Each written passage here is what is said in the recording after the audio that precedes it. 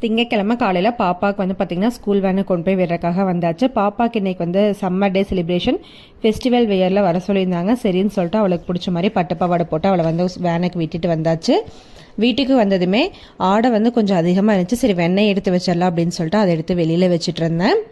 இன்றைக்கி வந்து லஞ்சுக்கு வந்து பார்த்திங்கன்னா ரொம்பவே சிம்பிளாக கர்ட் ரைஸ் தான் ரெடி பண்ணேன். தினமும் இந்த பிரச்சனை என்ன சமையல் செய்கிறது அப்படின்னு சொல்லிட்டு நேற்று நான்வெஜ் சாப்பிட்டாலும் சரி இன்றைக்கி கர்ட் ரைஸ் மட்டும் சாப்பிட்டுக்கலாம் அப்படின்னு சொல்லிட்டு ரொம்பவே சிம்பிளாக மாதுளம்பழமெல்லாம் போட்டு ரெடி பண்ணிட்டேன்.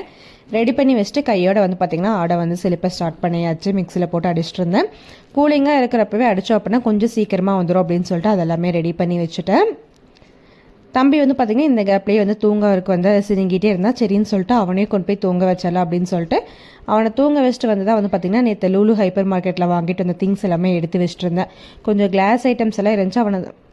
அவன் முழிச்சிட்டு இருந்தான் அப்படின்னா எடுத்து வைக்க முடியாதுன்னு சொல்லிட்டு அவனை தூங்க வச்சுட்டு எல்லாமே எடுத்து வச்சாச்சு. தேங்க்யூ ஃபார் வாட்சிங்.